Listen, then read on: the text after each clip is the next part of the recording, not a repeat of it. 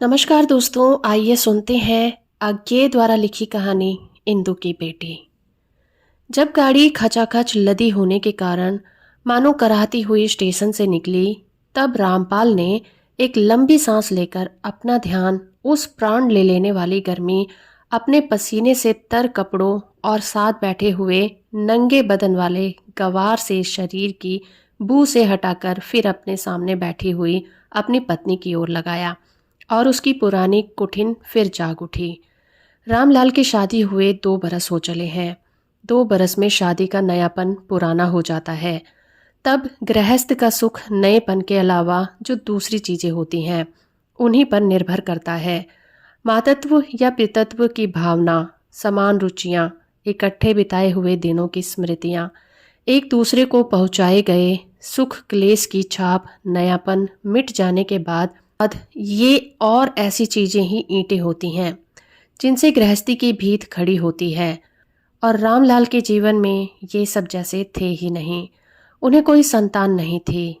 जहाँ तक उसके दाम्पत्य जीवन के सुख दुख की उसे याद थी, वहाँ तक उसे यही दिखता था कि उन्होंने एक दूसरे को कुछ दिया है तो क्लेश ही दिया है।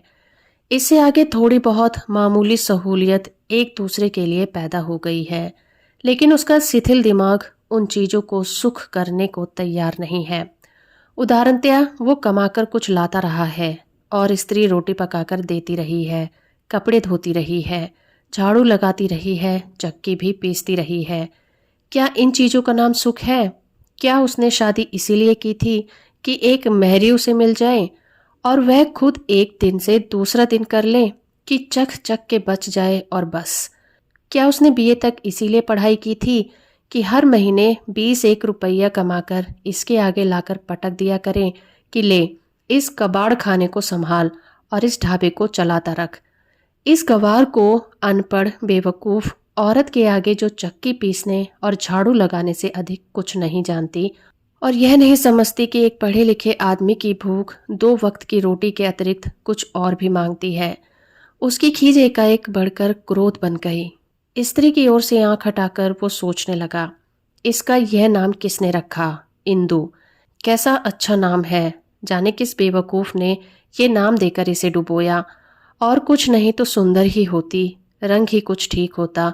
लेकिन जब ये पहले पहल मेरे घर आई थी तब तो मुझे इतनी बुरी नहीं लगती थी। क्यों मैंने इसे कहा था कि मैं अपने जीवन का सारा बोझ तुम्हें सौंपकर निश्चित हो जाऊंगा? कैसे कह पाया था कि जो कुछ जीवन मुझसे अकेले चलाए नहीं चलता, यह तुम्हारे साथ पाकर चल पाएगा? पर मैं तब इसे कब जानता था। मैं तो समझता था कि रामलाल ने फिर एक तीखी दृष्टि से इंदु की ओर देखा और फौरन आंखें हटा ली। तत्काल ही उसे लगा कि यह अच्छा हुआ कि इंदु ने वह दृष्टि नहीं देखी। उसने कुछ उस अहीर का सा भाव था जो मंडी से एक हट्टी कट्टी गाय खरीद कर लाए और घर आकर पाए कि वो दूध ही नहीं देती। तभी गाड़ी की चाल फिर धीमी हो गई। रामलाल अपने पड़ोसी गवार की ओर देखकर सोच ही रहा था कि कौन सी विभत्स गाली हर स्टेशन पर खड़ी हो जाने वाली इस मनहूस गाड़ी को दे, कि तभी उसकी स्त्री ने बाहर झांक कर कहा, स्टेशन आ गया है। रामलाल की कुंडन फिर भड़क उठी। भला यह भी कोई कहने की बात है? कोई गधा नहीं जानता कि स्टेशन आ रहा है। अब क्या यह भी सुनना होगा कि गाड़ी रुक गई? गार्ड ने सीटी दी, हरी झंडी हिल रही है, गाड़ी चल पड़ी।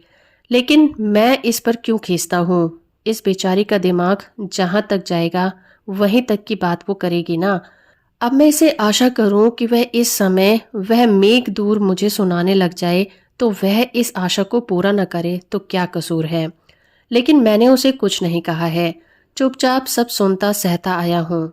एक भी कठोर शब्द उसके प्रति मेरे मुंह से निकला हो तो मेरी जबान खींच ले। आखिर पढ़ लिख कर इतनी भी तमीज ना आई तो पढ़ा क्या, खाक? समझदार का काम है सहना। मैंने उससे प्यार से कभी बात नहीं की, लेकिन जो हृदय में नहीं है उसका ढोंग करना नीचता है। क्रोध को दबाने का यह मतलब थोड़े ही है कि झूठ मूठ का प्यार दिखाया जाए। गाड़ी रुक गई। इंदु ने बाहर की ओर देखते देखते कहा, प्यास लगी है। रामलाल को वह स्वर अच्छा नहीं लगा। उसमें जरा भी तो आग्रह नहीं था कि हे मेरे स्वामी, मैं प्यासी हूँ, मुझे पानी पिला दो। सीधे शब्दों में कहा नहीं तो खैर, वह वहां तो ध्वनि भी नहीं है। ऐसे कहा है जैसे मैं जता देती हूँ कि मैं प्यासी हूँ। आगे कोई पानी ला देगा तो पी लूंगी, नहीं तो ऐसे ही काम चल जाएगा। फिर भी रामलाल ने लोटा उठाया, बाहर झांका और यह देखकर कि गाड़ी के पिछले सिरे के पास प्लेटफॉर्म पर कुछ लोग धक्कम धक्का कर रहे हैं और एक आध जो जरा अलग है, कान में टंगा हुआ जनेऊ उतार रहे हैं, वह उतरकर उधर को चल पड़ा। वह मुझे ही कह देती कि पानी ला दो तो क्या हो जाता। मैं जो कुछ बन पड़ता है उसके लिए करता हूँ। अब अधिक नहीं कमा सकता तो क्या करूँ। गांव में गुंजाइश ही इतनी है। अब शहर में शायद कुछ हो, पर शहर में भी तो खर्च होगा। मैं खर्च की परवाह ना करके उसे अपने साथ लिए जा रहा हूँ। और होता तो गांव में छोड़ जाता। शहर में अकेला आदमी कहीं भी रह सकता है, पर गृहस्थी लेकर तो। और उसे इतना भी ख्याल नहीं कि ठीक तरह से बात ही कर ले। बात क्या करे, रोटी पानी पैसा मांग ही ले। क्या निकम्मेपन में भी अभिमान होता है। रामलाल नल के निकट पहुंच गया। गाड़ी ने सीटी दी और चल दी। रामलाल को यह नहीं सुनाई पड़ा कि हरी झंडी हिल रही है। गाड़ी चली। इंदु ने कहा भी नहीं। गार्ड की सीटी हो जाने पर भी जब रामलाल नहीं पहुंचा, तब इंदु खिड़की के बाहर झांककर उत्कंठा से इधर उधर देखने लगी, जिधर वह गया था। गाड़ी चल पड़ी।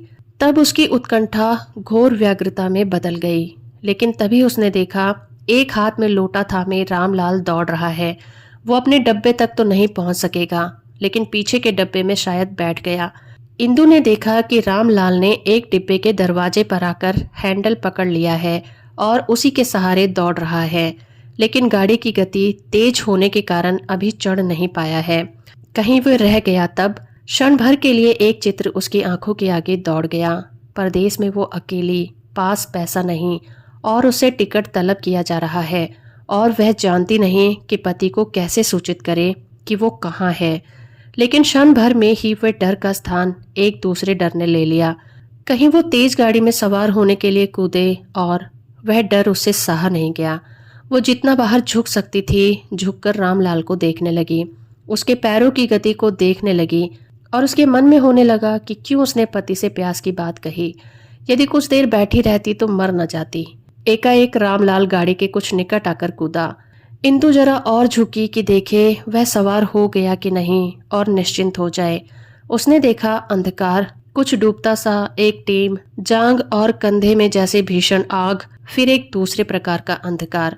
गाड़ी मानो विवश क्रोध से चिचियाती हुई रुकी कि अनुभूति से बंधे हुए इस शूद्र चेतन संसार की एक घटना के लिए किसी ने चेन खींचकर उस जड़, निरीह और इसीलिए अडिग शक्ति को क्यों रोक दिया है। गाड़ी के रुकने का कारण समझ में उतरने से पहले ही रामलाल ने डिब्बे तक आकर देख लिया कि इंदु उनमें नहीं है। रेल का पहिया जांग और कंधे पर से निकल गया था। एक आंख भी जाने क्यों बंद होकर सूज आई थी। बाहर कोई चोट दिख नहीं रही थी और केस लहू से सनकर जटा से हो गए थे। रामलाल ने पास आकर देखा। ऐसा बेबस पत्थर रह गया कि हाथ का एक लोटा भी गिरना भूल गया। थोड़ी देर बाद जब जरा कांपकर इंदु की एक आंख खुली और बिना किसी और की देखे ही स्थिर हो गई और क्षीण स्वर में कहा, मैं चली। तब रामलाल को नहीं लगा कि वे दो शब्द विज्ञप्ति के तौर पर कहे गए हैं। उसे लगा कि उसमें कुछ खास है, जैसे वो किसी विशेष व्यक्ति को कहे गए हैं और उनमें अनुमति मांगने का स्वभाव है। उसने एकाएक चाहा कि बढ़कर लोटा इंदु के मुंह से छुआ दे, लेकिन लोटे का ध्यान आते ही वे उसके हाथ से छूटकर गिर गया। रामलाल उस आंख की ओर देखता रहा, लेकिन फिर वह छिपी नहीं। गाड़ी चली गई। थोड़ी देर बाद एक डॉक्टर ने आकर एक बार शरीर की ओर देखा, एक बार रामलाल की ओर, एक बार फिर उस खुली आंख की ओर देखा और फिर धीरे से पल्ला खींचकर इंदु का मुंह ढक दिया। गाड़ी जरा सी देर रुककर चली गई थी। दुनिया जरा भी नहीं रुकी। गाड़ी आदमी की बनाई हुई थी। दुनिया को बनाने वाले ईश्वर हैं। 20 साल हो गए। घिरती रात में हर एक स्टेशन पर रुकने वाली एक गाड़ी के एक सेकंड क्लास डब्बे में रामलाल लेटा हुआ था। वो कलकत्ते से रुपया कमाकर लौट रहा था। आज उसके मन में गाड़ी पर खींच नहीं थी। आज वह यात्रा पर जा नहीं रहा था, लौट रहा था और वह थका हुआ था। एक छोटे से स्टेशन पर वह एकाएक भड़बड़ाकर उठ बैठा। बाहर झांक कर देखा, कहीं कोई कुली नहीं था। वह स्वयं बिस्तर और बैग बाहर रखने लगा। तभी स्टेशन के पॉइंटमैन ने आकर कहा, बाबूजी कहाँ जाइएगा। छोटे स्टेशनों पर लाइनमैन और पॉइंटमैन ही मौके बेमौके कुली का काम कर देते हैं। रामलाल ने कहा, यही एक तरफ करके रख दो, और कुछ सामान नहीं है, बाकी ब्रेक में है, आगे जाएगा। अच्छा। गाड़ी चली गई। बूढ़े पॉइंटमैन ने सामान स्टेशन के अंदर ठीक से रख दिया। रामलाल बेंच पर बैठ गया। स्टेशन के एक कोने में एक बड़ा लैंप जल रहा था। उसकी ओर पीट करके जाने क्या सोचने लग गया। भूल गया कि कोई उसके पास खड़ा है। बूढ़े ने पूछा, बाबूजी कैसे आना हुआ? ऐसा बढ़िया सूट बूट पहनने वाला आदमी उसने उस स्टेशन पर पहली बार देखा था। यूं ही, ठहरिएगा? नहीं।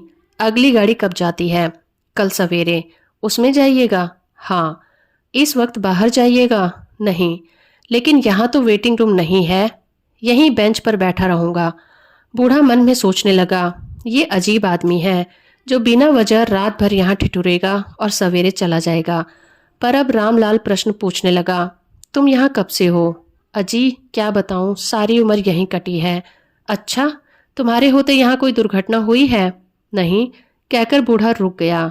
फिर कहने लगा, हाँ, एक बार एक औरत रेल से नीचे आकर कट गई थी, उधर प्लेटफॉर्म से जरा आगे।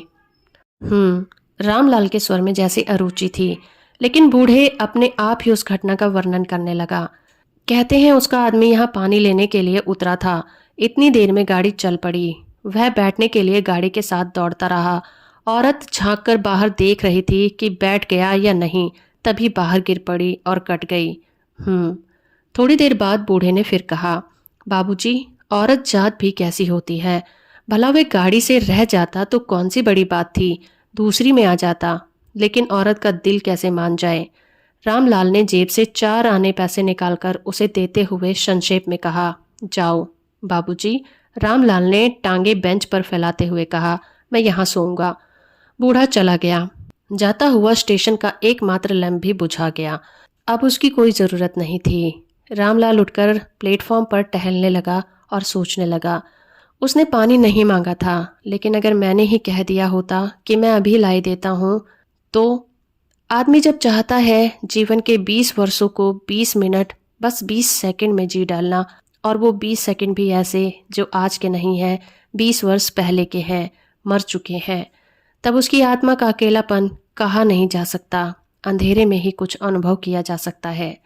रामलाल स्टेशन का प्लेटफॉर्म पार करके रेल की पटरी के साथ हो लिया। 110 कदम चलकर वह रुका और पटरी की ओर देखने लगा। उसे लगा पटरी के नीचे लकड़ी के स्लीपरों पर जैसे खून के पुराने धब्बे हैं। वह पटरी के पास ही बैठ गया, लेकिन 20 वर्ष में तो स्लीपर कई बार बदल चुकते हैं। ये धब्बे खून के हैं या तेल के? रामलाल ने चारों ओर देखा। वही स्थान है, वही स्थान है। आसपास के दृश्य अधिक उसका मन गवाही देता है, और रामलाल घुटनों पर सिर टेककर आंखें बंद करके पुराने दृश्यों को जिलाता है। वो कठोर एकाग्रता से उस दृश्य को सामने लाना चाहता है, नहीं। सामने आने से रोकना चाहता है, नहीं। वह कुछ भी नहीं चाहता। वह नहीं जानता कि वो क्या चाहता है या क्या नहीं चाहता। उसने अपने आप को एक प्रेत को समर्पित कर दिया है।